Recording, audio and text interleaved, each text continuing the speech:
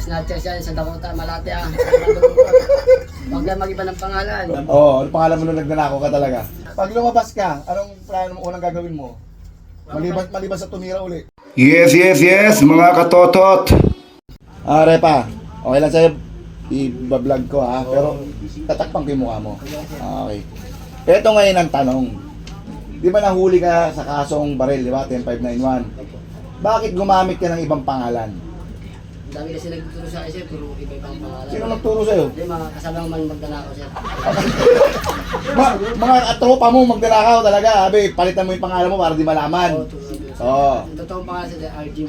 Totoong pangalan mo, Jim. Pero anong ginamit mo nung nahuli ka? Alvin po, nilagay. Ginamit mo Alvin. Nung oras na nagnanakaw ka, anong pangalan mo?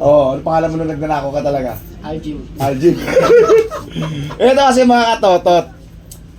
Ito nahuli po siya sa kasong 10591, yung Pew. Ang ginamit niyang pangalan is iba, Alvin. Pero ang totoong pangalan mo, pag nagnanakaw ka Arjim po. Aljim. Tapos yung apelido, iniba niya. Pagsalaya, Arjim. Pag nahulog, Alvin. Ayun. Akala kasi niya, hindi po namin malalaman na siya po yung nilabasan ng warrant. Kaya i-sinerve po namin sa kanya yung warrant of arrest.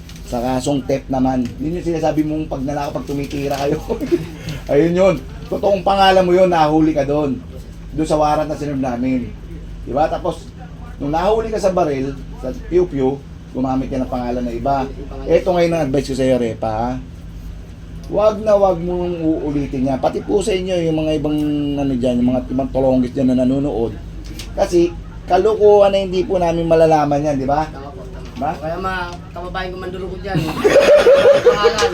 Itong pangalan nilagay nyo. Oo, di ba? Kasi, makikita yung mukha mo nandiyan na, automatic na hindi na mawawala yan. Once nagka... Yan, ang ganda ng camera natin na putol. Lobat po kasi ako, mga katotot. So, ayun. Anong ginamit mo pag sa labas? Anong ginagamit pangalan? Arjim. Arjim. Pag nahuli, Alvin. Makulit din to si brother eh. Ito, bibigyan kita advice Opo sir. Pati doon sa mga ibang tolonggis na na pag nahuhuli gumagamit ng pangalan. Mga snatchers yan sa Dakota, Malate ah. Huwag lang mag-iba ng pangalan. Diba? Nagpisan. Bakit? Kasi yung mukha mo, andyan dyan nasa Kilala ilong. na tayo sa 9 sa 5. Mamili ka pa, no? Hindi kasi yung mukha nyo, nasa ilog na yan, galleries. Kasi swerte ko kasi nandito ako sa 9. Bakit kasi? Kasi siya dalawang na yun, siya hindi nalpo ng 5. Ano pag 5? Kaya ako kinuha ko nila Sir JB dito ako sa 9. Gusto mo dito? Sarap dito, na? Wala, bubuli ako dito. Mga sporty ko eh. Mga spot yung kapwa mo preso doon. Nakakita ka pa mo? Oo, natawa ko din mga Ano ka ba, BCJ? Bahala. Bahala.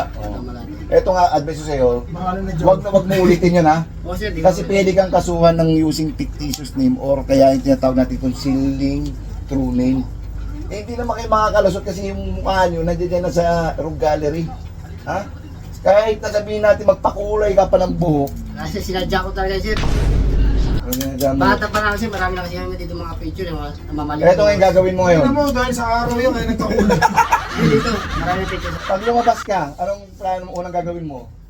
Maliban sa tumira uli. Papalik ako sa Kasama. Salam niyo. Parang kasi Jeffrey ha. Para makita ng asawa ko, salam niyo sir. O yun ha, advice ko huwag kang gagamit ng ano ha. Huwag kang Hindi na ako pinapalit ng magkanya pangalan sir. mo. Wala ng pangalan dahil wala dito sa ako ng yawe. Pero hindi na ako magpakuwi sir. Hindi ka napapahuli. Hindi na ka pa rin, hindi ka napapahuli.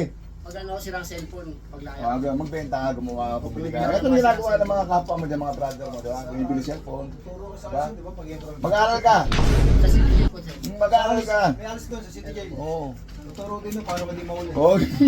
Mag-aaral ka para hindi mahuli. Kasi para maganda rin magkasa sir. Tama, ha? Pero hindi naman sinungaling mga katutot. Honest to, honest. Honest siya, kasi nung sinabi namin, tinanong namin kung ano talaga totoong pangalan niya, binigyan naman niya. Akala niya siguro, maluloko niya kasi kami. Hindi niya kaya loko. Kilala siya Mga red pack, kilala nyo na. Active. Ano? Putok sa Mabini. Ipa-vlog ko lang. Ha? Mga nagdukutan. Okay, mukha mo siyempre para di makita.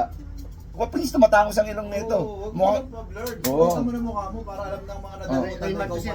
Raymart, kasi yun na kami. Ano, ibablog natin, no? Gusto mong makita mukha mo. Huwag na yung pupukita mo ako. Okay, sige. Para, dyan sa vlog, anong pangalan mo gagamitin? Ano gusto mo title? Raymart. Alam naman nila sir, Arjim. RG, mga... Ano, Guarte na lang, JP Guarte. Yes, mga totot, ha. Kayong gagaya kay RG, ha. Okay. Chip bat, eto na si Chip bat. Chip bat, chip bat, eto na si Chip bat.